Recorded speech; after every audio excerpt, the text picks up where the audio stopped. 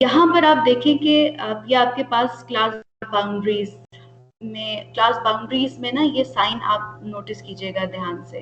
हमने भी यूं ही कहा था ना कि 0 to 5 है अगर ये, और फिर नेक्स्ट क्लास मेरी 5 से स्टार्ट होती है और 10 तक है, और फिर नेक्स्ट क्लास 10 से स्टार्ट होती है और 15 तक है। तो हम अगर मेरी डेटा में एग्जैक्टली ऑब्जर्वेशन 10 मौजूद है तो मैं 10 को इस ग्रुप में इंक्लूड नहीं करूंगी, मैं 10 को इस ग्रुप में इंक्लूड करूंगी जहां से क्लास स्टार्ट होती है।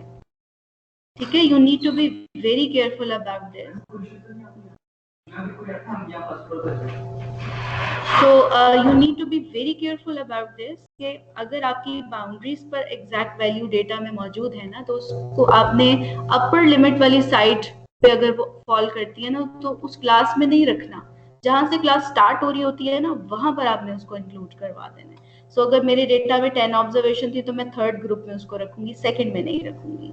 You need to be careful. और ये वाले जो साइंस हैं ये भी आपको इस तरह से ही इंफॉर्मेशन बता रहे होते हैं। लेकिन अगर आप ये साइंस क्लास बाउंड्रीज लिखते वक्त यूज नहीं करते हैं ना, सिर्फ यूं लिख देते हैं 0 to 5, 5 to 10, 10 to 15, तो ये भी बिल्कुल सही प्रोसीजर है। फिर फ्रीक्वेंसीज आपको हर ग्रुप की दी होंगी। हिस्टोग्राम बनाने से पहले एक इम्पॉर्टेंट कॉलम आपने क्रिएट करना है, and that important column is about class width. ठीक है, क्लास विड्थ पे आपने बहुत ही ध्यान देना है। अब आप ये देखें, मेरे पास इंफॉर्मेशन है, ये डेटा इंफॉर्मेशन है। अगर मैं आपसे कहूँ कि रिकॉर्डिंग स्टार्ट फर्स्ट, कर दें मैम? जी बेटे मैंने कर दिया है, आई हैव स्टार्टेड। जी मैंने स्टार्ट कर दी थी। सो आप मुझे ये देख के बताइए कि यहाँ पर अगर मैं इन क्लासेस की क्लास विड्थ कैलकुलेट करना चाहती हूँ, सो आपने क्या करना है, मैं क्लास विड्थ यहाँ पर लिख रही हूँ। ठीक है, इट्स क्लास विड्थ। मैम आपकी आवाज कट रही है। आवाज मेरे पास तो वैसे ऐसा कोई इशू नहीं है। I am sitting here in your classroom ma'am alone. Ma'am आ रही है आवाज। अच्छा ओके। सो क्लास विड्थ को हम W कहेंगे, और क्लास विड्थ कैलकुलेट करने के लिए आपने अपर में से लोअर को जो है ना वो माइनस करना है, लेकिन उससे पहले आप इसकी बाउंड्रीज में कन्वर्जन दे दें। तो बाउंड्रीज में अगर मैं कन्वर्जन देती हूँ इसकी, तो बताइए क्लास बाउंड्रीज आप किस तरह से लिखेंगे? 46.5 and 54.5. Very good, 54.5। नेक्स्ट में क्या लिखूं यहाँ पे? 54.5 and 62.5.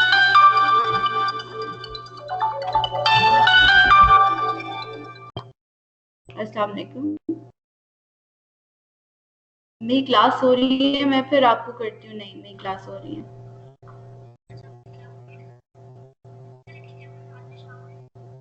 चलें ठीक है, thank you so much. So next हमारा यहाँ पर 62.5 है और 66.5 है। आप यूं कन्वर्जन करेंगे और फिर क्लास विड्थ का कॉलम बनाएंगे। अब आप देखें कि क्लास विड्थ के लिए आपने 54.5 पे एंड हो रही है क्लास और 46.5 से स्टार्ट हो रही है। तो मेरी class, how much wider is my class, किस तरह से कैलकुलेट करेंगे? अपर माइनस लोअर। एग्जैक्टली। सो 54.5 में से आप 46.5 माइनस करेंगे तो आंसर क्या मिलेगा आपको? मैम एक दफा मुझे दोबारा बता दें, आवाज तब कट रही थी, शायद मेरे इंटरनेट का मसला था तो मुझे समझ नहीं आई क्लास विड्थ का जो कोई आप बात बता नहीं, हम लोगों ने क्लास विड्थ हम लोगों ने कैलकुलेट करनी है, लेकिन उससे पहले अगर आपके पास क्लासेस गिवन हो ना, तो आपने क्लास बाउंड्रीज उसकी खुद से बना लेनी है। सो अब आप देखिए कि क्लास बाउंड्रीज हमने क्रिएट कर ली है, क्योंकि ये क्लासेस में गैप था ना, तो we need to give over data continuity. So मैंने ये क्लास बाउंड्रीज क्रिएट कर ली है। अब आप क्लास विड्थ कितनी है, मेरी क्लास कितनी ब्रॉडर है, कितनी वैल्यूज तो नहीं कहना चाहिए, लेकिन स्टार्टिंग और एंडिंग पॉइंट उसका डिस्टेंट कितना है एक दूसरे से, वो मैं देखना चाह रही हूँ। तो 54.5 में से 46.5 को आप माइनस कर दें। So you will get your answer 8। फिर उसके बाद 62.5 में से 54.5 माइनस करें, अगेन 8। मैम यहाँ 8 पर 8 आप का डिफरेंस है। एग्जैक्टली और यहाँ पर आप अगर नोटिस करें तो इट्स 8 अगेन।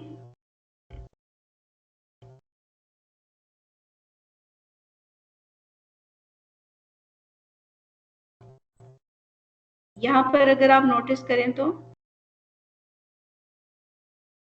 8 का है अगेन, और यहाँ पर अगर मैं नोटिस करूं तो 8 का अगेन है।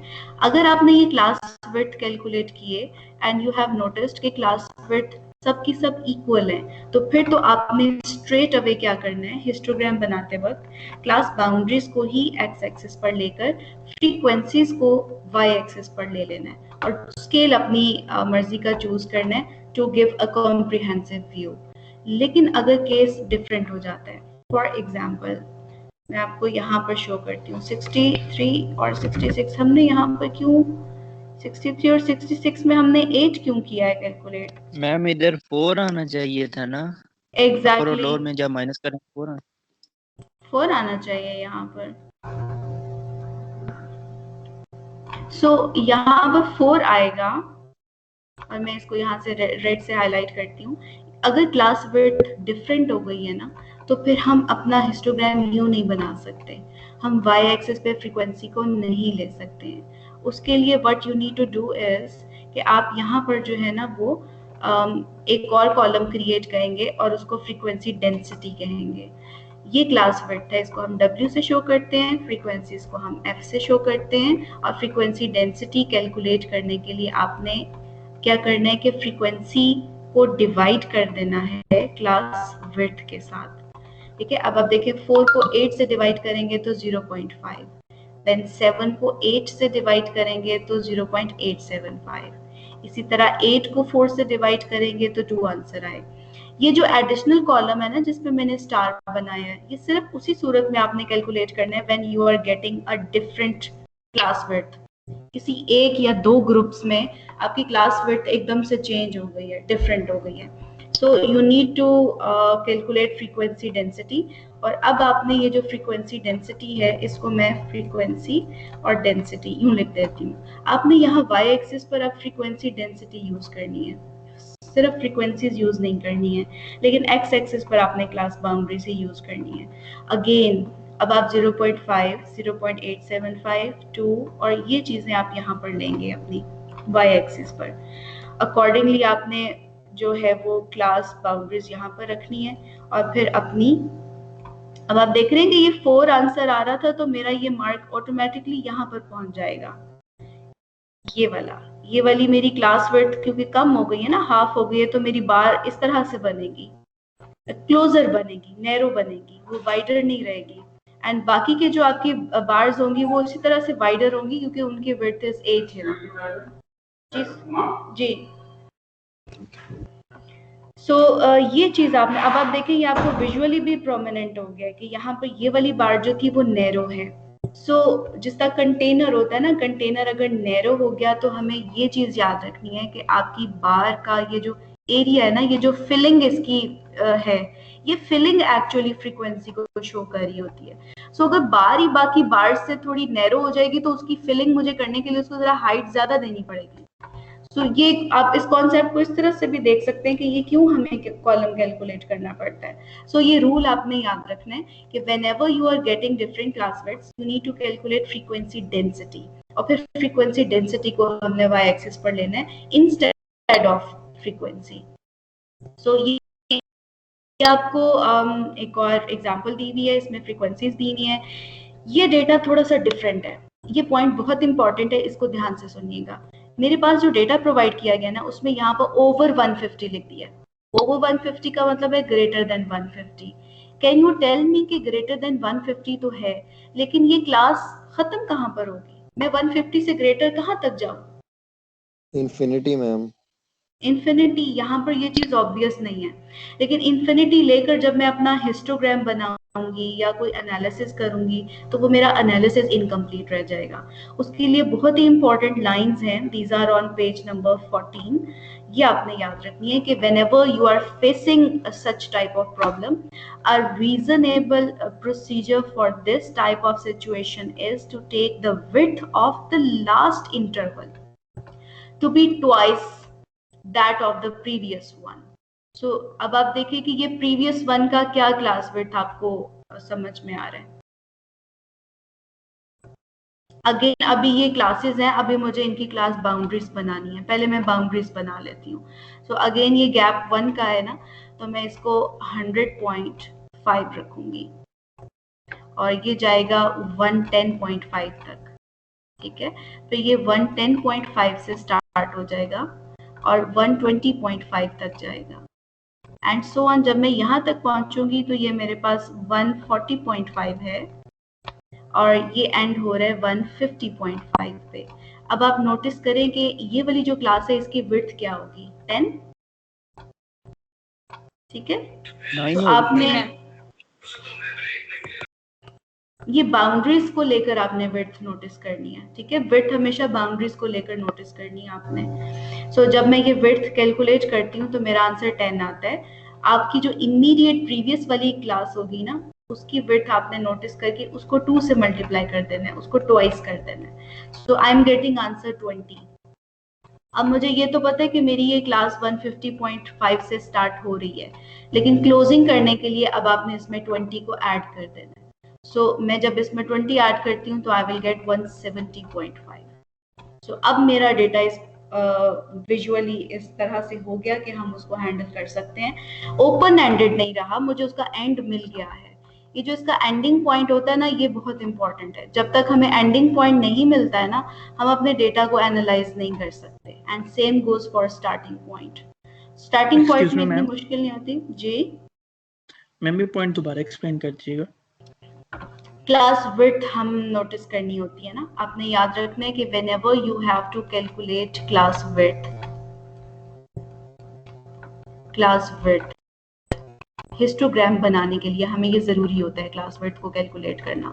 क्लास विड्थ की कैलकुलेशन के लिए आपको हमेशा से जो यूज करनी है ना, वो क्लास बाउंड्रीज यूज करनी है। आपने क्लासेस जो गिवन दी होती है ना, जिनमें कॉन्टिन्यूटी नहीं है, वहां से क्लास विड्थ आपने नहीं लेनी है। सो पहला स्टेप है क्लास बाउंड्रीज बना लें आप। क्लास बाउंड्रीज जब आप बना लेंगे तो विड्थ को नोट कर लें। मेरे इस डेटा में ये प्रॉब्लम थी कि उन्होंने ओवर 150 कह दिया, सो ग्रेटर देन 150 है, लेकिन मैं किस डिजिट पर जाकर अपनी इस क्लास को क्लोज करूं, ये नहीं समझ आ रही है। 150 से मोर तो हम रहेंगे, लेकिन कितना मोर, इस चीज को डिसाइड करने आपने ये क्लोजिंग देनी है उसको। उसका तरीका ये है कि इससे इमीडिएट जो पिछली क्लास है ना, इससे पीछे वाली क्लास, प्रीवियस क्लास, उसका आपने क्लास विड्थ नोटिस कर लेना है, कैलकुलेट कर लेना है, उसका ट्वाइस ले लेना है, उसको 2 से मल्टीप्लाई करके अब जो आपको आंसर आ रहा है उसके अकॉर्डिंगली आपने अपनी फाइनल वाली क्लास जो ओपन थी, उसकी क्लोजिंग नहीं पता चल रही थी, उसको अब आपने क्लोज कर देना है ये वाली विड्थ लेके। ठीक हो गया। सो अब आप देखें, इन्होंने 170.5 पे क्लोज कर दी है और विड्थ को 20 सिलेक्ट किया है। सो बी वेरी केयरफुल कि जिन क्लासेस में कॉन्टिन्यूटी नहीं है वहां से विड्थ को नोटिस नहीं करना आपने। हो सकता है आपको यहाँ से आंसर 9 मिले, लेकिन एक्चुअली दैट वाज 10 और वो 10 आपने क्लास बाउंड्रीज में से लेना है हमेशा। सो अब मेरे पास क्लास विड्थ डिफरेंट हो गई है ना, तो वी विल यूज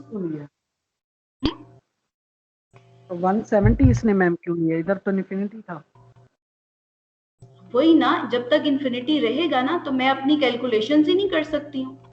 मैं आखिरी बार को जो है वो 150.5 से शुरू तो कर दूं, तो फिर मैं उसको खत्म कहाँ पे करूँ, ये क्वेश्चन है ना यहाँ पे कि शुरू तो 150.5 से मेरी ये वाली बार हो गई, अब कहाँ तक मैं उसको खींचते चले जाएं, हम कहाँ तक लेके जाएं, तो वो हमने एंडिंग पॉइंट ढूंढना होता है। उसके लिए हम यूं इंटरवल को करते हैं और क्लोजिंग ढूंढ लेते हैं। So now the widths are different, again you have to calculate जी मैम 149.5 नहीं आना चाहिए 149.5 ना, इसका जो है जी जो लास्ट जो 150.5 जो लिखा हुआ है क्लास बाउंड्री में नहीं, अपर बाउंड्रीज में जो हमारे वो जो गैप आता है ना, आपने सबसे पहले गैप कैलकुलेट किया तो दैट वाज 111 में से 110 माइनस करें तो मेरे पास जो गैप था वो 1 आ गया। अब जो गैप का आंसर होता है उसको 2 पर डिवाइड कर दें, यू विल गेट 0.5। अब ये जितनी भी लोअर साइड होती है ना, इसमें से आपने 0.5 को माइनस करते चले जाना है। जब आप माइनस करते चले जाएंगे तो और अपर्स में ऐड करते चले जाएंगे तो यहाँ पर तो 150.5 मिलेगा ना आपको, एंड सो ऑन। सो ये प्रॉब्लम आपने इस तरह से हमेशा हैंडल करनी है। बहुत सारे क्वेश्चंस एक्सरसाइज में भी आएंगे जहां पर गिवन इंफॉर्मेशन में ना इस तरह से लिखा होगा, तो आपने अपनी उस क्लास की क्लोजिंग खुद से कर देनी है, क्योंकि उसके बगैर हम हिस्टोग्राम भी नहीं बना सकते, कोई और एनालिसिस भी नहीं कर सकते। सो इम्पोर्टेंट पॉइंट है, this column is called frequency density F divided by W, where F is frequency and W is class width. So now you have to take frequency density on y-axis along with the class boundaries on the x-axis. So ये histogram की important बात थी। या आप examples भी अगर देखते हैं ना तो इन्होंने frequency densities, but the important thing is ये class width will tell you कि एक क्लास ऐसी थी जिसकी क्लास विड्थ बिल्कुल डिफरेंट हो गई है, तो उस वजह से अब हम वाई एक्सिस पर फ्रीक्वेंसीज को नहीं ले सकते हैं, हम फ्रीक्वेंसी डेंसिटीज को वाई एक्सिस पर लेंगे and so on. So you are getting few questions in your exercise. यहाँ पर देखिए ओवर 120 लास्ट पे लिखा हुआ है। सो अब आपको प्रॉब्लम नहीं होनी चाहिए इसको क्लोज करने के लिए। The first step is to convert them into class boundaries, then second step is width calculate करते चले जाएं। फिर इससे जो प्रीवियस क्लास थी इसकी जो भी विड्थ आपको मिलती है उसका आपने ट्वाइस कर देना है, ट्वाइस उसको मल्टीप्लाई कर देना है और उसके साथ आपने इसकी विड्थ को जो है वो सिलेक्ट करके इसकी क्लोजिंग कर देनी है, and then you can plot your histogram accordingly. So ये क्वेश्चन भी आपसे हो जाएगा। क्वेश्चन 3 आप बेशक ना करें क्योंकि एक्सरसाइज बनने से आपको वापस जाके डेटा देखना पड़ेगा, जो डेटा गिवन है बस उसी को आप यूज कर लें। यहाँ पर आपने इसको देखना है लेंथ ऑफ द कॉल। जब आप इसकी बाउंड्रीज बनाएंगे ना तो आपको पता है कि टाइम इंटरवल कभी माइनस में नहीं होता है, लेकिन ये अगर माइनस में जाता भी है तो आप इसको 0 से स्टार्ट कर दीजिएगा। हिस्टोग्राम बनाना है आपने, वो भी हो जाएगा। देन क्वेश्चन नंबर 5 भी हो जाएगा। क्वेश्चन नंबर 6 मुझे बताइए कि आप किस तरह से करेंगे। हम इसको करते हैं ताकि अगर कोई एम्बिग्विटीज हैं तो वो क्लियर हो जाएंगे।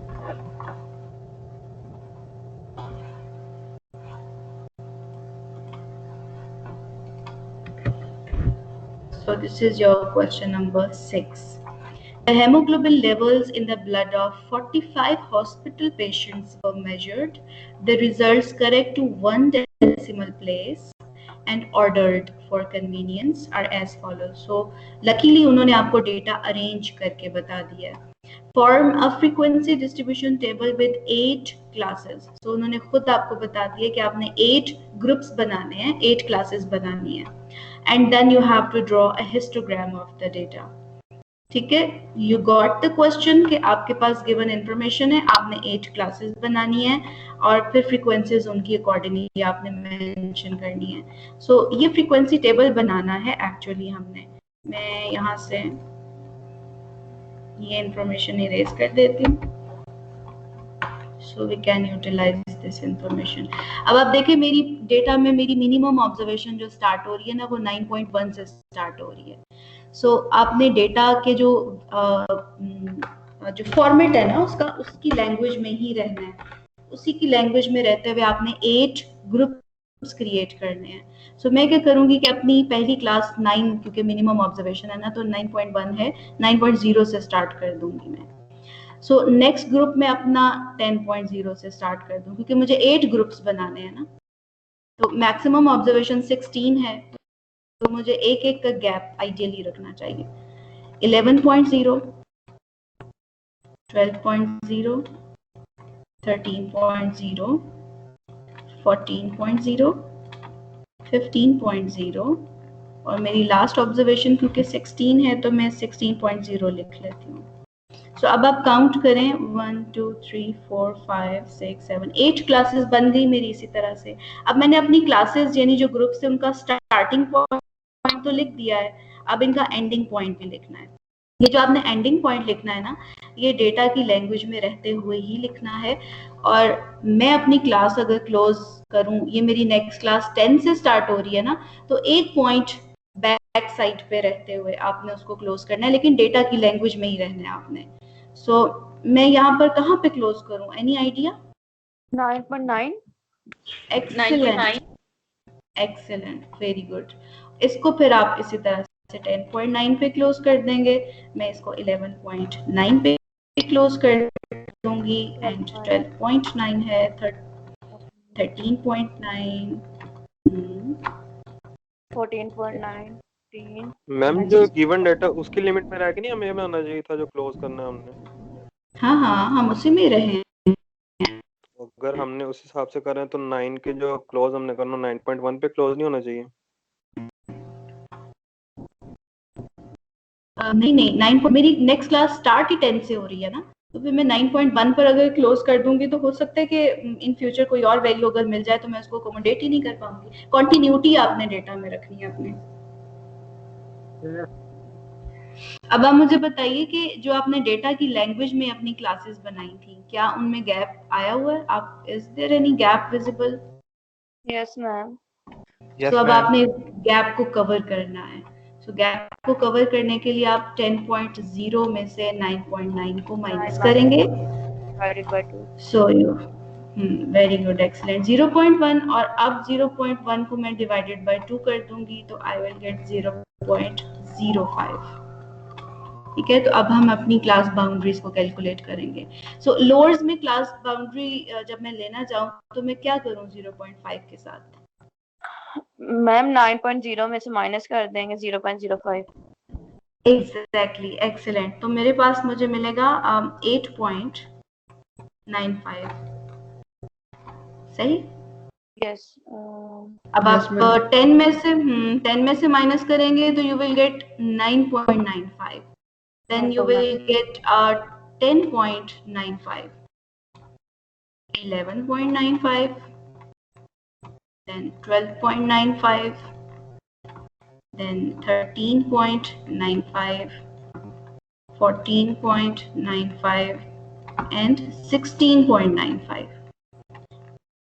अब आपने ये क्लास बाउंड्रीज का स्टार्टिंग पॉइंट तो लिख दिया है, अब हम अपनी क्लासेस का क्लोजिंग पॉइंट भी लिखेंगे। उसके लिए जो आपके ग्रुप जहां पर एंड हो रहा था ना, वहां पर आपने ये जो 0.05 आंसर है इसको ऐड कर देना है। ऐड कर देंगे।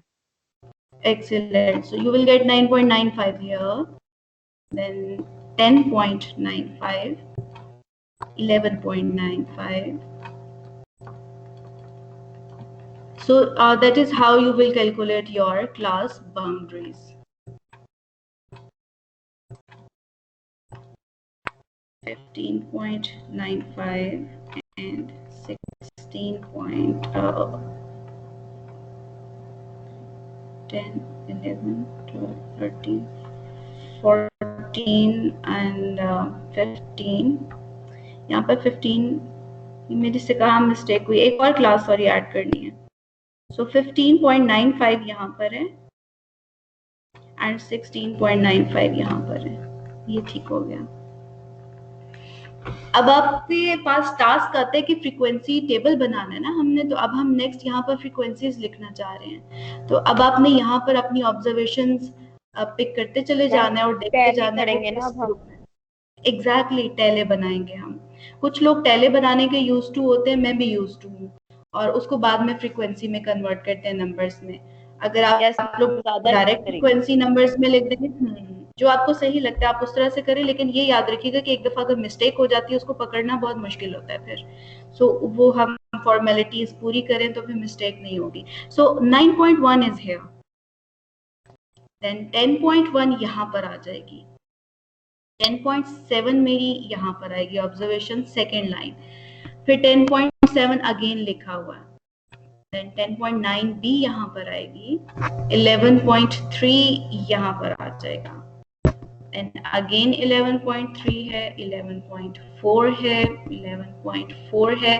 अब जो फिफ्थ आपकी होगी ना उसको आपने इस तरह से कर देना, 11.4 था ये।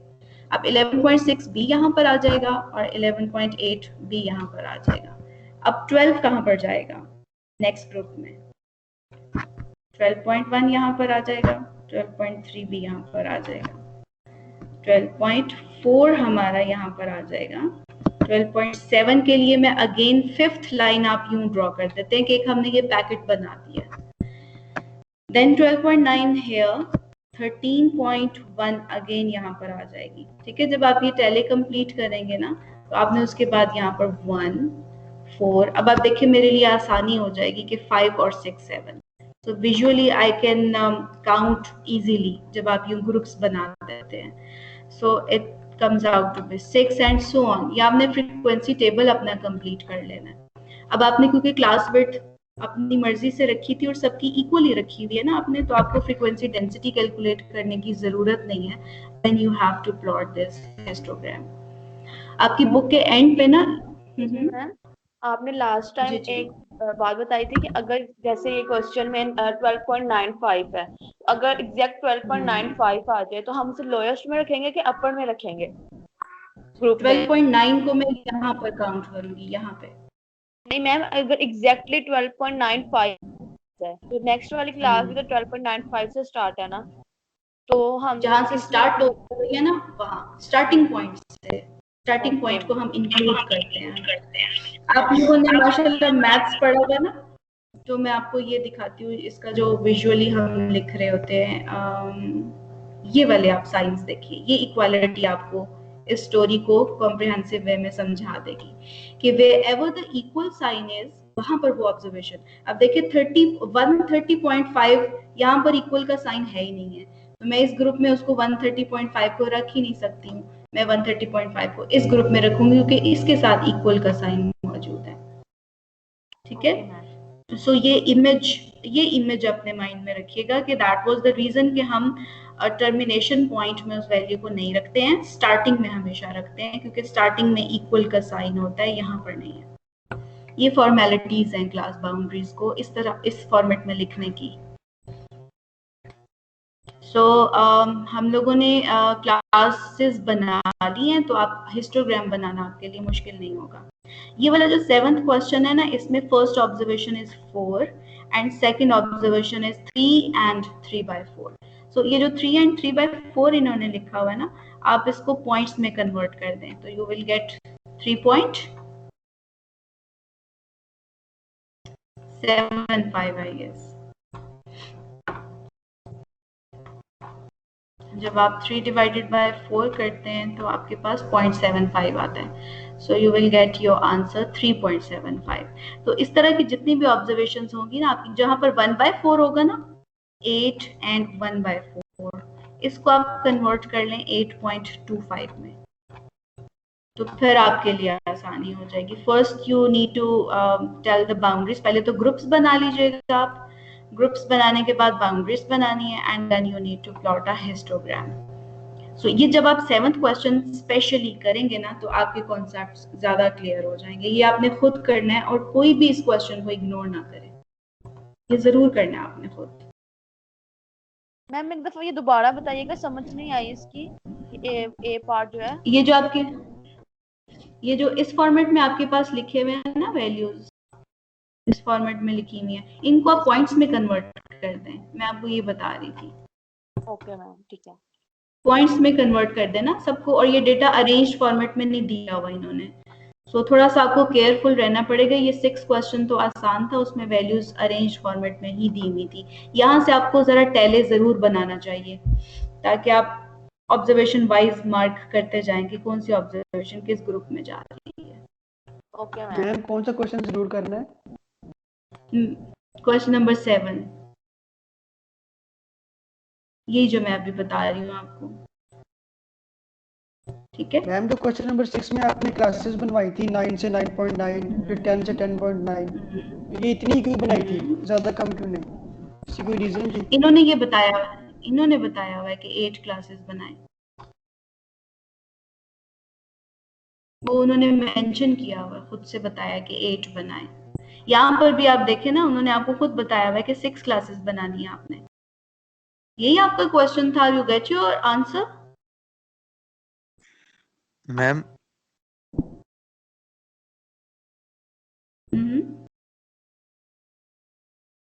मैम जब इधर हम क्लासेस बनाएंगे तो वो कैसे बनाएंगे? जब यानी कि 3.75 आया है तो हम लेट्स सपोज अगर यही सबसे मिनिमम वैल्यू है तो हम इसी से स्टार्ट करेंगे कि इसमें कुछ माइनस करेंगे? जैसे ऊपर वाले में 9.1 था तो आपने 9.0 से स्टार्ट किया। ये देखिए, ये 3 से स्टार्ट हो रही है ना, आप नेक्स्ट क्लास को 4 से स्टार्ट कर लें। Actually he is telling you the groups. मैं आपको यहाँ पर इसको लेकर आती हूँ, फिर मैं आपको बताती हूँ इस तरह से।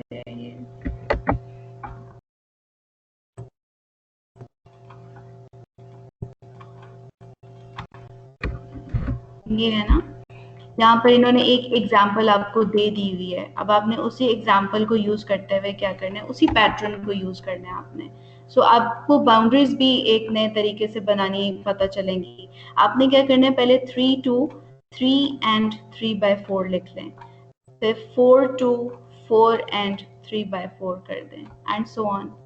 5, 6 and 7 है, और 8 भी है ना, 8 भी है, तो यहाँ पर 8 भी कर दें आप। इसी फॉर्मेट में पहले रहें आप।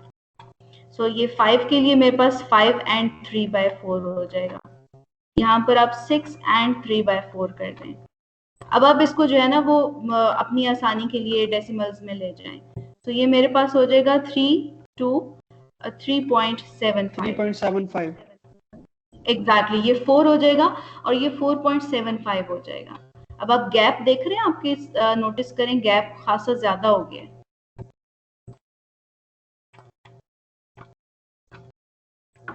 और ये 7 to 7.75, सिर्फ वो आपको गैप को हैंडल करना सिखा रहे हैं कि बाउंड्रीज में कन्वर्जन कैसे होनी है। सो ये चीज इस एग्जांपल से बहुत अच्छी आपको समझ में आ सकती है। अब मैं गैप यहाँ पर अगर देखूँ ना, ये गैप जरा मुझे कैलकुलेट करके बताइए क्या मिलेगा आपको आंसर इसका। 4.00 और 3.75, इसको मैं माइनस कर दूं तो आई विल गेट 0.25।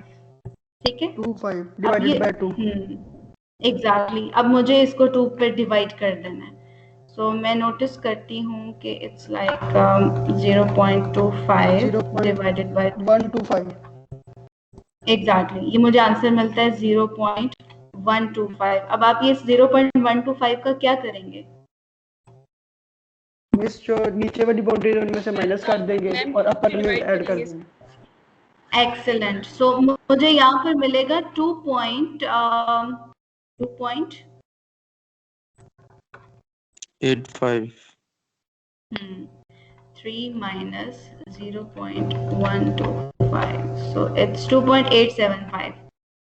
875 और यहाँ पर मुझे मिलेगा 3.875। यहाँ पर आपको मिलेगा 4.875 and then 5.875 then 6.875। सो रहे हम डेटा की लैंग्वेज में ही थे ना। सो ये जो पहली ग्रुपिंग आपने करनी होती है ना, ये वाली, ये हमेशा डेटा की लैंग्वेज में करनी होती है। वो असल में ये चीज भी आपको स्टेप बाय स्टेप नोटिस करते जाइएगा कि असल में आपको सिखाया क्या जा रहा है। तो दिस इज 7 पॉइंट। मैम इधर तो हमने ले लिया ना 3 to 3 और 3 और 4, यानी कि अगर इधर 1 और 4 भी होता तो उसको फिर कैसे लेते? यानी कि हमारे पास डेटा में वो भी तो मौजूद है ना। वो खुद ब खुद दरमियान में आ जाएगा ना। आप देखेंगे 3 and 3/4 तक जब मैं जा रही हूँ 3 से लेकर, तो 3 and 1/4 तो उसी में ही आ जाएगा। यानी कि मैं 3 से स्टार्ट हो रही हूँ और 3 से जब मैं 4 पे आई हूँ ना यहाँ पर, तो मैंने डेटा के यूं पार्ट्स किए हुए थे। सेकंड में आपको दिखाती हूँ।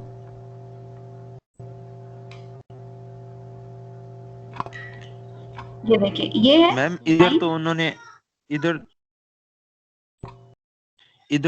हमें बता दिया हुआ है ना।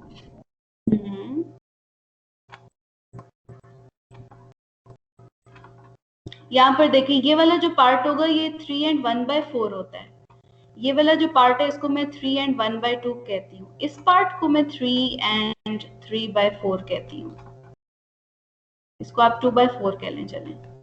सो इसका मतलब है जब मैं 3 से 3 and 1/4 में आती हूँ ना, तो 3 and 3/4 तक आती हूँ यहाँ तक, तो 3 and 1/4 उसके दरमियान में खुद ही आ जाएगा, यानी वो उस ग्रुप में खुद ब खुद शामिल है। You got this point?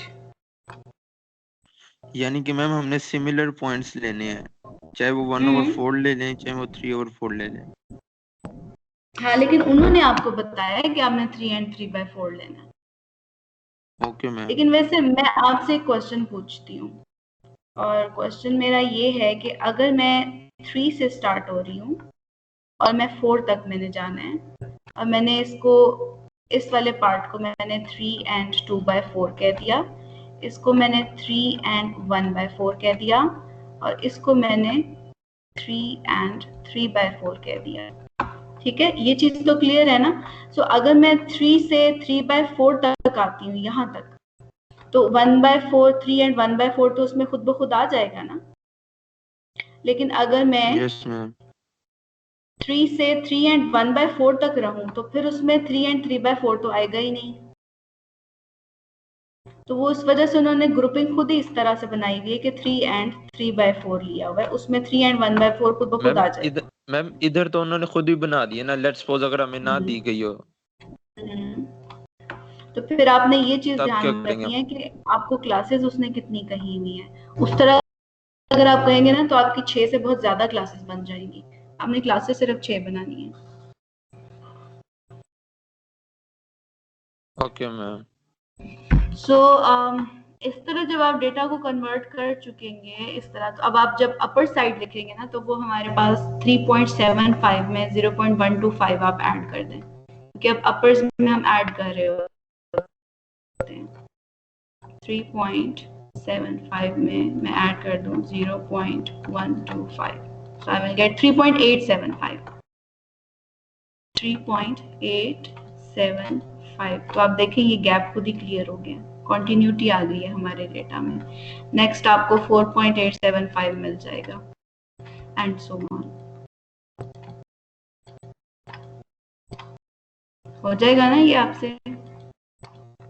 अब इसको आगे लेकर आप चल सकते हैं ना?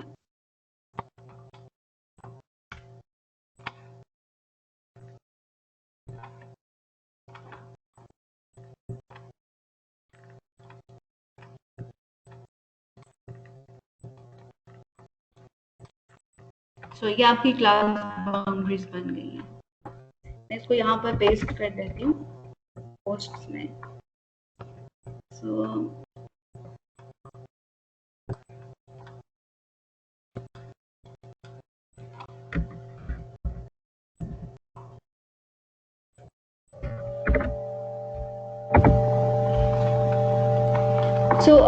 इस क्वेश्चन को आपने इस तरह से हैंडल करना है। बाकी एक और हमारा इम्पोर्टेंट कॉन्सेप्ट रहेगा, क्यूमुलेटिव फ्रीक्वेंसीज आपने पढ़ी नहीं है कभी पहले? No ma'am. Yes ma'am, inter में पढ़ी थी, स्टैट्स में, अब याद नहीं है। एक बार बता दें याद आ जाएंगे। मैं तो जाहिर आपको बताऊंगी, लेकिन आपको क्यूमुलेट करना किसी भी चीज को, इसका मीनिंग पता है कि क्या मतलब है इसका? ऐड करते चले जाना।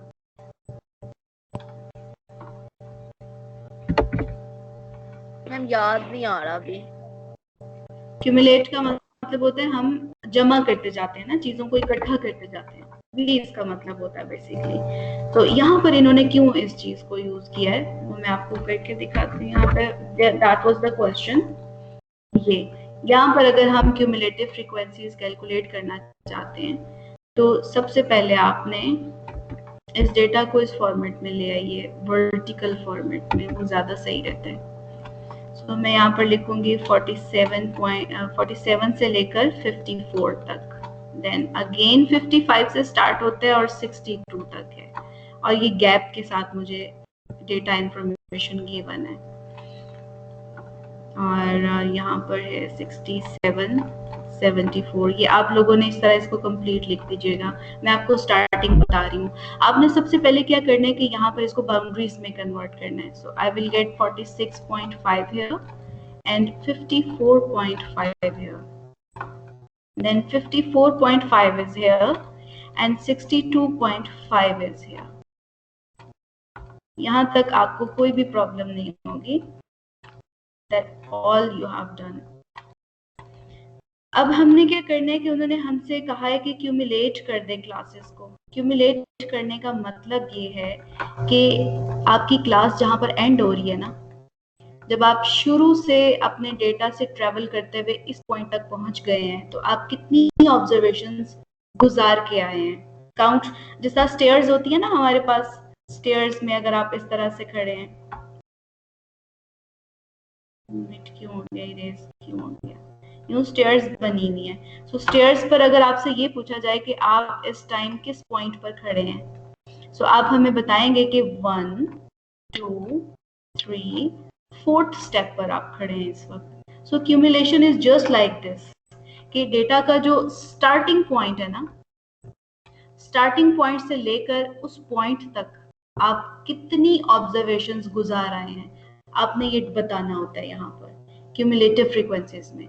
सो अगर मैं आपसे पूछूं कि आप डेटा के स्टार्ट से लेकर जब 54.5 तक पहुंचे हैं तो आप कितनी ऑब्जर्वेशंस काउंट की थी आपने?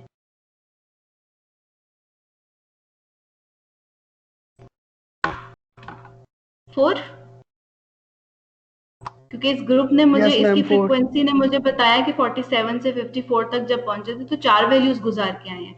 अब मैं आपसे अगर ये पूछूं कि स्टार्ट तो आप 47 से करें, लेकिन मुझे ये बताएं कि 62 तक पहुंचते हुए आप कितनी वैल्यूज गुजार के आए हैं, ये बताना है आपने मुझे आंसर। कैसे आपने 11 बताया मुझे? वो ऐड कर दिया ना फ्रीक्वेंसी को, 7 और 4। एक्सीलेंट। इसको हम कहते हैं हम क्यूमुलेट कर रहे हैं, हम ऐड करते चले जा रहे हैं शुरू से लेकर वहां तक। सो क्वेश्चन आपको समझ आया ना? अब मैं अगर आपसे ये पूछूंगी कि आप डेटा दोबारा समझा दें। अच्छा, अब वर्ड से सुनिए। मेरा डेटा स्टार्ट हो रहा है 47 से, ये चीज तो क्लियर है ना? Yes ma'am. अगर मैं आपसे कहूं कि 47 से स्टार्ट करें और 82 तक पहुंचे, अब आप मुझे ये बात बताएं कि जब आप 82 तक पहुंच के आ गए हैं, यहाँ पर खड़े हैं आप, तो टोटल कितनी वैल्यूज आप काउंट करते हुए यहाँ तक पहुंचे हैं? 34। आप ऐड करेंगे ना, 4 + 7 + 8 + 7 एंड +8, ऐसा ही है? Yes ma'am. मैम ये तो फ्रीक्वेंसी को मैट कर रही है। एग्जैक्टली। तो फ्रीक्वेंसी होती क्या है कि ऑब्जर्वेशंस कितनी मौजूद हैं, यानी ये 4 मुझे क्या बता रहे हैं इस वक्त कि 46.5 से लेकर 54.5 तक डेटा में 4 ऑब्जर्वेशन मौजूद हैं, एंड 54.5 से लेकर 62.5 तक 7 ऑब्जर्वेशन मेरे पास डेटा में मौजूद हैं। लेकिन मैं अपना क्वेश्चन थोड़ा सा चेंज करती हूँ। मैं आपसे कहती हूँ कि मुझे ये बात बताएं कि 46.5 से स्टार्ट करें और 62.5 तक पहुंचे, और अब मुझे बताएं कि आपने कितनी ऑब्जर्वेशंस काउंट की हैं। यहाँ पर बताएं हम क्या लिखेंगे? 11। यानी मैं आपसे पूछ रही हूँ डेटा में लेस देन 62.5 टोटल बता दें मुझे कितनी ऑब्जर्वेशंस पड़ी हुई हैं। तो आप मुझे इस वाले 7 और इस वाले 4 को ऐड करके 11 बताएंगे। ठीक हो गया? अब अगर मैं आपसे पूछूं कि ये वाला ग्रुप है, ये चल रहा है, इस ग्रुप में मुझे आप बताएं कि डेटा में लेस देन 66.5 टोटल कितनी ऑब्जर्वेशंस पड़ी हुई हैं जो कि 66.5 से लेस हैं, फिर क्या बताएंगे आप? मैम 11 को प्लस कर देंगे 8 में। एग्जैक्टली। आप मुझे यहाँ से लेकर यहाँ तक वाला टोटल बताएंगे, क्योंकि 66.5 से छोटी जितनी भी ऑब्जर्वेशंस है ना, वो ये सारी हैं, ये वाली। तो हम 8 7 4 या इन अदर वर्ड्स हम पीछे वाले जितनी भी ऐड दोबारा किए हैं बता दें मैम, क्या कहा आपने? ऐड करते जाएंगे, ऐसे ही ना? हाँ बिल्कुल, एग्जैक्टली सेम। इसी को हमने क्यूमुलेटिव कहा हुआ। तो मैम तो इसको हमने कह दिया, इसका यूज अभी आगे हम मैम देखेंगे कि रिपीट जब हमने कीजिएगा। डिफरेंट लोकेशंस पर डेटा के पॉइंट्स नोटिस करने होते हैं। रिपीट आप ध्यान से सुनिए। मेरे पास आपका ये डेटा फॉर्मेट जब टेबल बन चुका होता है ना, तो अरेंज हो चुका होता है। सबसे छोटी ऑब्जर्वेशन आपको यहाँ स्टार्ट में नजर आ रही है और सबसे लार्जर ऑब्जर्वेशन यहाँ सबसे एंड पर होगी। मैं आपसे ये पूछती हूँ कि मुझे ये बात बताएं कि 74.5 लिखा हुआ नजर आ रहा है ना आपको? डेटा मेरा स्टार्ट हुआ है 46.5 से।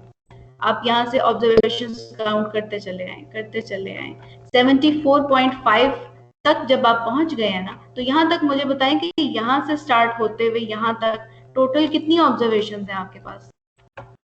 यही मैंने आपसे पूछा कि लेस देन 74.5 डेटा में कितनी ऑब्जर्वेशंस पड़ी हुई है, तो वो मुझे आपने काउंट करके बताना है।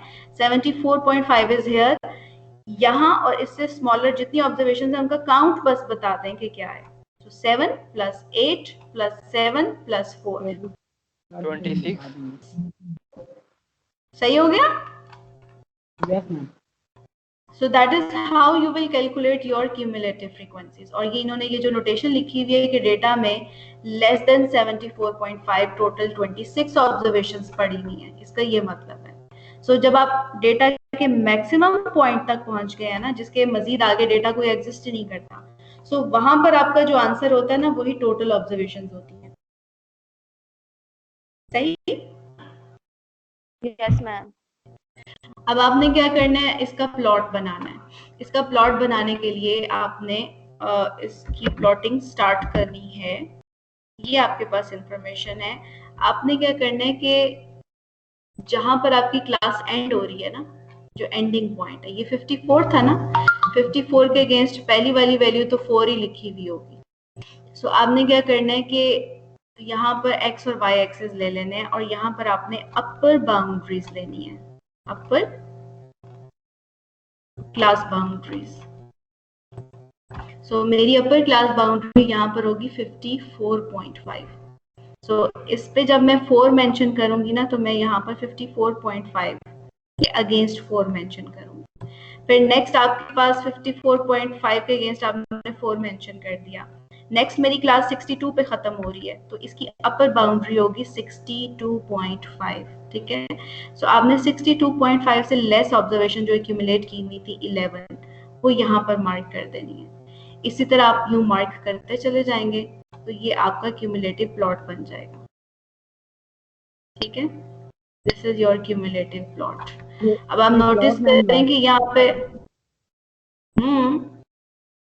अब इस प्लॉट को एक्स एक्सिस पर जब आपने एक्सटेंड करना है ना, तो यहाँ पे खुद उसको एक्स एक्सिस पे एक्सटेंड कर दें और उसकी एक्सटेंशन के लिए एक क्लास आपने इमेजिनरी बनानी है। यहाँ पर देखें, मेरा ये गौर से देखिएगा पॉइंट, मेरे पास जो डेटा की गिवन इंफॉर्मेशन है, ये इसमें लोअर बाउंड्री क्या है, 46.5 है ना पहले ग्रुप की, और अपर है 54.5। आपने एक ग्रुप यहाँ पर खुद क्रिएट कर लेना है, तो वो ग्रुप मेरा 46.5 पे खत्म हो जाएगा और शुरू जो वो होगा वो जहां से मर्जी शुरू होता है। अकॉर्डिंगली आप देख लीजिएगा जितना का बन रहा है। लेकिन आपने क्योंकि ये अपर बाउंड्रीज लेनी होती है ना एक्स एक्सिस पर, तो आपने एक 46.5 को लेना है और डेटा में क्योंकि उससे लेस कोई ऑब्जर्वेशन है ही नहीं है, उसको 0 मार्क कर देना। तो इस तरह ये एक्स एक्सिस के साथ आकर ये ज्वाइनिंग वाली बात समझ आई है सबको? No ma'am. No ma'am. Question करते हैं, आपको फिर यहाँ से समझ आएगी। मैं आपको एक क्वेश्चन दिखाती हूँ। ये वाला क्वेश्चन नंबर 5 हम करते हैं। एक्सरसाइज का क्वेश्चन लेकर कर लेते हैं ताकि फिर हमें क्लियर हो जाए। क्वेश्चन आप ध्यान से पढ़िए। उसने कहा है, a company has 132 employees who work in its city branch. The distance is x kilometers में। So ये जो x वेरिएबल आपको नजर आ रहा है, these are distances that employee travel to work। यानी जहाँ जिस तरह आप यूसीपी में आते हैं ना, तो आप कितना डिस्टेंस ट्रेवल करके यहाँ तक पहुँचते हैं। इसी तरह वो एम्प्लॉयज जहाँ पर काम कर रहे थे ना, तो वो कितना डिस्टेंस ट्रेवल करके आते हैं, वो उन्होंने इन्फॉर्मेशन ली हुई है। और फ्रीक्वेंसीज बताइए कि 12 employees less than 5 kilometre distance cover करके आते हैं। 29 एम्प्लॉयज ऐसे हैं जो 5 किलोमीटर से 9 किलोमीटर का डिस्टेंस ट्रेवल करके आते हैं, एंड सो ऑन। सो इस इंफॉर्मेशन का हमने क्यूमुलेटिव फ्रीक्वेंसी प्लॉट उन्होंने कहा है कि बना दें, और फिर उससे जो इंफॉर्मेशन एक्सट्रैक्ट करनी है वो मैं आपको नेक्स्ट बताती हूँ कि वो किस तरह से करनी है। ये एग्जाम्पल से आपको ये क्लियर हो जाएगा। So let's do it. मैं इसको यहाँ से इरेज कर देती हूँ, क्वेश्चन हम वहां से पढ़ लेंगे बुक से।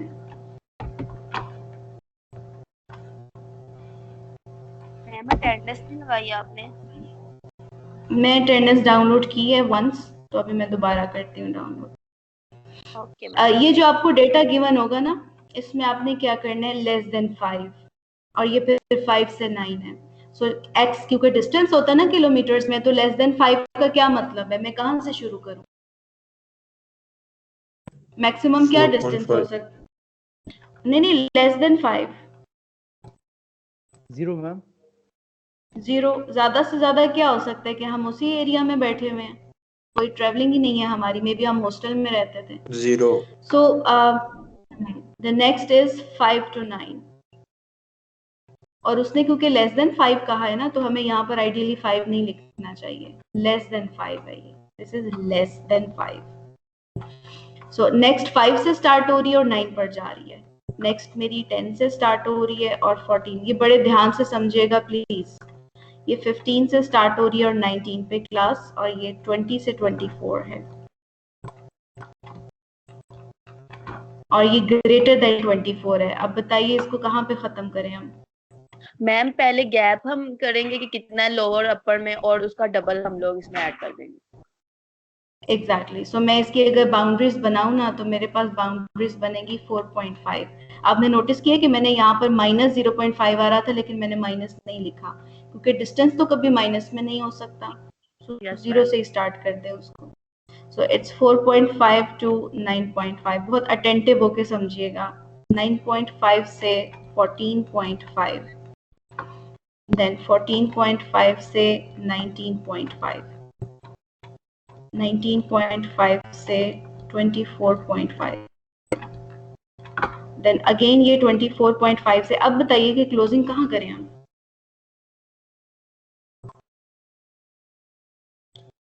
जल्दी से बताइए, यही मसला आ रहा था। 24 नहीं, 29.5। आप लास्ट वाले की विड्थ लेंगे, फिर उसका डबल करेंगे। 34. एक्सीलेंट। इसकी एग्जैक्ट इसकी विड्थ बताइए क्या है? इस ग्रुप की विड्थ क्या होगी? 24.5 माइनस 19.5, तो मेरा आंसर 5 आता है। अब मैं इस 5 को 2 से मल्टीप्लाई कर दूंगी, मेरा आंसर आता है 10। अब मैं 10 को इसमें ऐड कर दूंगी, तो मेरा आंसर आएगा 34.5। ये तरीका आपको सिखाया था। इस केस में आपने क्लास को क्लोज किस तरह से करना है, उससे प्रीवियस जो क्लास थी उसकी विड्थ लेनी है, उसको 2 से मल्टीप्लाई करना है, और इसमें आपने ऐड करके उस क्लास को क्लोज कर देना है। डन? अब आप आ जाइए यहाँ पर फ्रीक्वेंसी 12 यहाँ पर लिखा हुआ है, 29 यहाँ लिखा हुआ है, 63 is here, 13 is here, 12 is here, और लास्ट की उन्होंने फ्रीक्वेंसी 3 लिखी हुई है। अब आप मुझे बताएं, हम लोग क्या करते होते हैं, फ्रीक्वेंसी को f से लिखते हैं, और जो क्यूमुलेटिव फ्रीक्वेंसीज होती है ना, उनको कैपिटल F से लिख देना होता है, ये भी याद रखिएगा, या आप सिंपल उसको c.f कर दे, आपकी मर्जी। अब आप बताइए कि डेटा में 4.5 से कम ऑब्जर्वेशंस कितनी पढ़नी है? Less than 4.5। और अब मुझे बताइए कि डेटा में 9.5 से लेस कितनी ऑब्जर्वेशंस हैं? 42। 41 है या 42? सो अब मेरा क्वेश्चन है कि डेटा में 14.5 से लेस कितनी ऑब्जर्वेशन है? ये 14.5 है और इससे लेस कितनी ऑब्जर्वेशन हैं टोटल? रेज योर हैंड्स किसको ये बात समझ में नहीं आ रही है? 104 शायद। 104। सो 63 को आपने मेरे पास डेटा में लेस देन 14.5 टोटल कितनी ऑब्जर्वेशंस मौजूद हैं? लेस देन 14, ये 14.5 यहाँ लिखा है ना, क्या ये सारी ऑब्जर्वेशंस 14.5 से लेस नहीं है?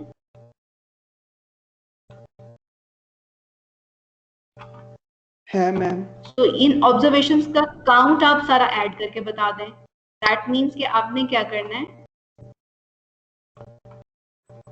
41 प्लस 63 कर देना है। सो मेरे पास आंसर आ रहा है 104। अब यहाँ पर क्या आंसर आएगा? Less than 19.5। कितनी ऑब्जर्वेशंस है मेरे पास? 104 प्लस 30 और देन इस पे 12 ऐड कर दे हम। आप लोग थोड़ा एक्टिवली 129 पार्टिसिपेट करें। 129 यानी ये ठीक है, और फिर उसमें 3 ऐड कर दें, क्योंकि अब मैं आपसे पूछ रही हूँ कि फाइनल 34.5 से लेस तो पूरा का पूरा ही डेटा है, और पूरा का पूरा डेटा आप यहाँ से लेकर यहाँ तक पूरा ऐड करके बताएंगे, एंड दैट वुड बी 132। इतने ही टोटल नंबर ऑफ एम्प्लॉयज आपको बताए हुए थे। यहाँ तक समझ आ गई है? Yes ma'am. Yes ma'am. Yes ma'am. अब आपने क्या करना है, इसका ग्राफ बनाना है। इसका ग्राफ बनाने के लिए मैं ये वाली इंफॉर्मेशन यहाँ से इरेज करने लगी हूँ, यहाँ तक। सो आपने क्या करना है कि मैम जो 24.5 से 34.5 तक 3 लोग हैं, ये हमें कैसे पता कि ये 3 मतलब के 34.5 तक ही हैं? ये तो हमने इमेजिन किया ना, उन्होंने अपना जब तो नहीं होगा इमेजिन, अब बस उन्होंने आपको काउंटडाउन ये डेटा का खुद प्रोवाइड किया हुआ है। उनका कोई होगा वे आउट कि उन्होंने ये डेटा किस तरह से इस टेबल में बनाया था। मैम CF स्टैंड फॉर क्या है? Cumulative frequency. Okay, cumulative frequency है ये, यही हमारा टॉपिक है ना। सो वो मुझे टाइप करना तो पड़ता है मैम ना इसमें काफी। फ्रीक्वेंसी डेंसिटी वाला कॉन्सेप्ट नहीं इस्तेमाल होगा? नहीं, यहाँ तो यूज नहीं होता, यहाँ हम क्यूमुलेटिव फ्रीक्वेंसीज देख रहे हैं। अच्छा, इसका ग्राफ प्लॉट करते वक्त ना ये देखिए, पहला जो था वो लेस देन 4.5 था ना, तो आपने अपना ग्राफ यहाँ से स्टार्ट करना है। 4.5 यहाँ लिखे, फिर 9.5 यहाँ पर लिखे। आपने स्केल चूज करना है प्रॉपर उसके अकॉर्डिंगली। देन 14.5 यहाँ पर है, ठीक है, एंड देन 19.5 यहाँ पर है, एंड सो ऑन। आखिरी पॉइंट आपका क्या होगा? 34.5। यहाँ पर 34.5 होगा लास्ट में सबसे। अब 4.5 पर आपकी क्या रीडिंग आ रही है? 12। यहाँ y एक्सिस पर ना आपने क्यूमुलेटिव फ्रीक्वेंसीज रखनी है, और x एक्सिस पर आप अगर नोटिस करें तो ये अपर बाउंड्रीज आपने लिखी हुई है, यानी जहां पर आपकी क्लास क्लोज हो रही है उसको अपर साइड कहते हैं ना, हायर साइड। तो यहाँ पर आपने upper class boundaries x axis पर लेनी है। ये सारा कुछ बुक में भी लिखा हुआ है, लेकिन आप समझ लें। सो 4.5 पर मैं कहाँ पॉइंट लगाऊं? 12 पे? 12 यहाँ कहीं होगा। Yes ma'am. 9.5 पर अगर आप नोटिस करें तो 41 होगा यहाँ कहीं। फिर 104 आ गया एकदम, यहाँ कहीं होगा। फिर 117 आ गया, तो वो थोड़ा 104 के करीब करीब ही है, यहाँ लेट से आ गया। 129 इस तरह से यहाँ पर आ गया कहीं, और 132 फिर इस तरह यहाँ पर आ गया कहीं। अब ये जो आपने कर्व बना लिया ना, this is your cumulative curve. अब ये एंड से ओपन रह गया हुआ है, इसको आपने खुद क्लोज करना है। इसको क्लोज करने के लिए अगर मैं आपसे पूछूं कि डेटा लेस देन 5, तो मेरी यहाँ पर जो क्लास थी वो 0 to 4.5 थी ना, 0 to 4.5 थी। अगर मैं एक और खुद क्लास यहाँ लिखूं तो वो मैं आपसे कहूंगी 0 से लेस कितनी ऑब्जर्वेशन पड़ी हुई है? यहाँ तो कोई पड़ी नहीं है। No ma'am. तो एक पॉइंट ऐसा आपने जानबूझकर लेना है ताकि आप इस डेटा को यहाँ पर क्लोज कर सकें। तो ये 0 पर उसकी क्लोजिंग कर दें। यहाँ पर ये यहाँ पर क्लोज होना होता है, इसको डॉटेड लाइन से ना खुद आपने क्लोज कर देना। अब मेरा आपसे सवाल ये कि क्या डेटा क्लोज कैसे करना है? ये आपने जो ग्राफिंग जो है ना, ये थोड़ा सा ऊपर से गया, एक दफा फिर बता दें। यहाँ तक तो आपको क्लियर हो गया ना कि ये 4.5 कहाँ से आया था, 9.5 कहाँ से आया था? और ये क्यूमुलेटिव फ्रीक्वेंसी जो आपने ली।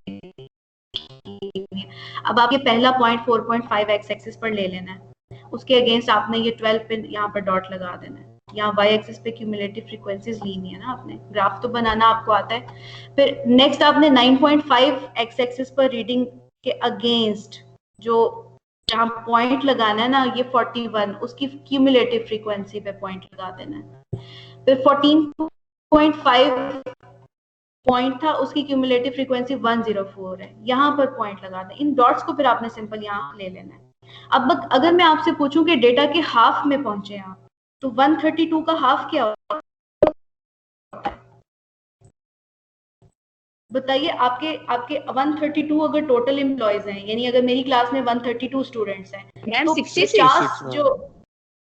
50 स्टूडेंट्स मैं आपसे पूछ रही हूँ कि जो लोअर साइड पर 50 स्टूडेंट्स हैं वो कितना डिस्टेंस कवर करके आते हैं। तो आपने हाफ लेना है 132 का, 50% है ये। 132 का हाफ ले लें आप, 6 और 2 के साथ। अब आप यहाँ पर आएंगे, यहाँ पर अब आपने आना है 5, 10 जो भी आपने स्केल चूज किया हुआ है, 15, then 20, मैम 66 then नहीं होगा 132 का 2 6, हाँ 66 होगा, सही है।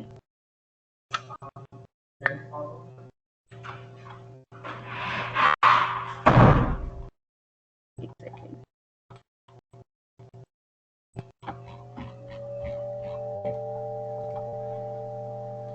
66 ही आएगा, ठीक कह रहे हैं आप, 66 है यहाँ पे, 66। अब आप मुझे बताइए, यहाँ कर्व पे अगर मैं आपसे कहूँगी हाफ पर पहुंचे, तो हाफ पर बताएंगे हाफ एम्प्लॉयज कितना डिस्टेंस कवर करके आए हैं। तो यहाँ से आपने 66 पर आना है। ये मेरा कर्व तो जाहिर एग्जैक्ट नहीं होगा ना, मैंने वो स्केल्स नहीं चुने हुए हैं प्रॉपर। तो यहाँ क्यूमुलेटिव फ्रीक्वेंसी लेट्स से मैं 25 पर देखना चाहती हूँ, अगर 25 पर आपने यूं आना है। मैम अटेंडेंस हाँ हो गई है मैम, मेरी लगा दी है मैम, मेरी नहीं लगी हुई है। आपको ऐसे पता चला कि आपकी नहीं लगी हुई है? वकार आपकी लगा दी है। चला गया था तो पैकेज लगवाने गया तो इसी वजह से शायद नहीं आपको पता है, ये देखें वकार नजीर को प्रेजेंट किया हुआ है। मैं यहाँ से ना डाउनलोड करती रहती हूँ अटेंडेंस, तो अगर फ्यू मिनट्स के लिए आप वहां से एग्जिट किए थे और फिर दोबारा ज्वाइन किया तो वो मुझे इन्फॉर्मेशन आती रहती है, डोंट यू वरी। यहाँ से इसको डाउनलोड करती रहती हूँ। समझने की बात ये थी कि इस क्यूमुलेटिव फ्रीक्वेंसी से हम वो इंफॉर्मेशन ले सकते हैं जो इवन मुझे डेटा भी नहीं बताता।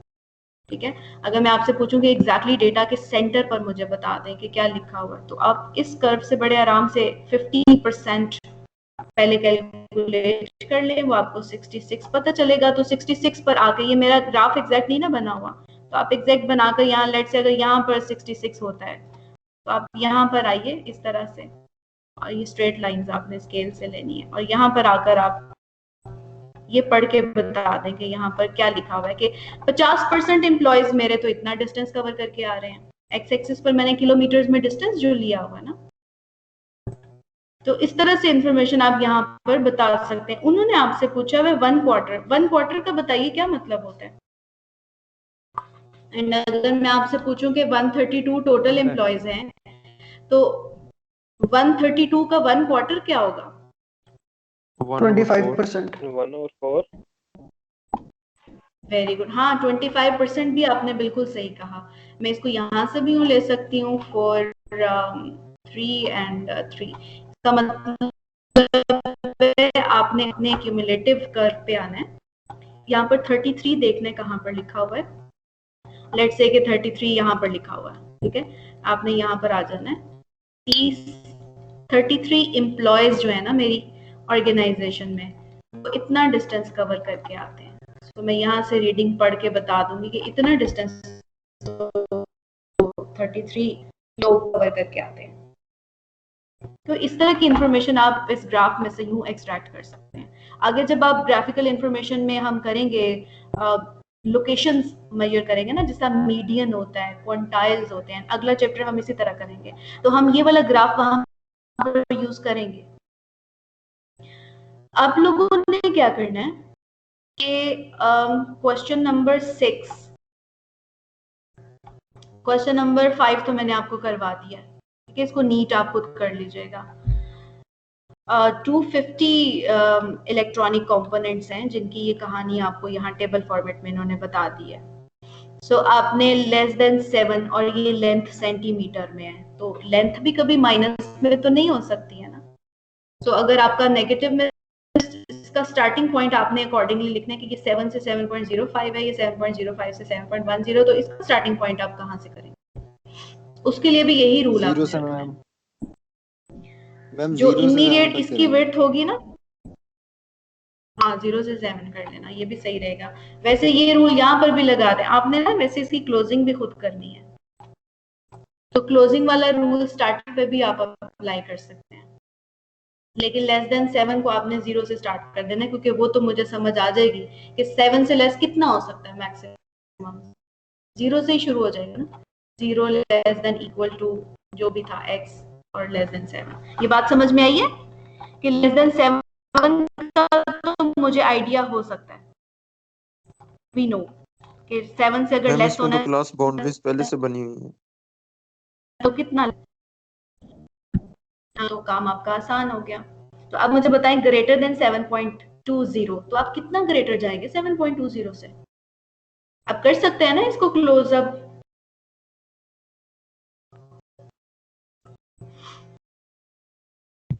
हो जाएगा ये close? Yes ma'am, yes ma'am हो जाएगा। बोला करें, मैंने क्लास पार्टिसिपेशन के मार्क्स भी यहाँ पर सारे अपलोड करने होते हैं। नेक्स्ट क्लास से ना मैं लिस्ट लेकर आऊंगी आपकी, और उस लिस्ट से नाम बुला बुला के मैं आपसे पूछूंगी। आपने ये एक्सरसाइज फर्स्ट चैप्टर आपका कंप्लीट हो गया है। मिसलेनियस एक्सरसाइज के क्वेश्चंस मैं आपको यहाँ पर पोस्ट करूंगी, जो जो क्वेश्चन आपने करने हैं, ठीक है। वैसे आइडियली तो आपको सारे करने चाहिए, ठीक है, लेकिन मैं आपको कुछ 11 इसके क्वेश्चन हैं, 11 में इसमें से आपको क्वेश्चन सिलेक्टिव बताऊंगी, वो आपने सिर्फ करने होंगे। लेकिन एक्सरसाइज 1A, 1B और 1C ये वाले सवाल आपने सारे करने हैं, ठीक है। कुछ ज्यादा नहीं है, बहुत ही कम है, 7 है सिर्फ ये। इसी तरह प्रीवियस एक्सरसाइजेस के भी 6 और 7 इसी तरह से ही हैं बस। डन? Yes ma'am. मैम इसकी स्लाइड्स और ये बुक शेयर कर दीजिए, स्लाइड्स भी शेयर कर दीजिए। मुझे लगता है मैंने लास्ट टाइम बुक्स रखी थी, स्लाइड्स नहीं, आपने बुक को ही फॉलो करना है। मैं ये जो क्वेश्चंस करती जाती हूँ ना, आप देखिए मैंने इनके यहाँ पर ड्यूरिंग द क्लास जो हम सॉल्व करें वो मैं यहाँ रखती जा रही होती हूँ, कुछ ना कुछ यहाँ से होगी, प्लस अपडेट होता है। एंड बिलीव मी कि मैं तो माउस के साथ बहुत एफर्ट करके आपको समझा रही होती हूँ। अगर आप समझ लेते हैं ना, अटेंटिव होकर क्लास लेते हैं, तो आपको कोई भी इसमें प्रॉब्लम नहीं होती।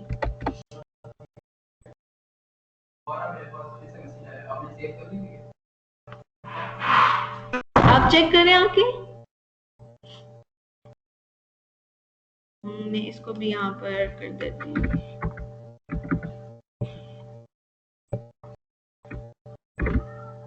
अच्छा, आपने नेक्स्ट क्लास में आने से पहले क्या करना है? नेक्स्ट हमारी क्लास होगी ना जब, तो आपने chapter number 2 measure of location, ये आपने once upon a time, mean, median, mode पढ़े हुए हैं आपने, याद है ना आपको? भूले तो नहीं?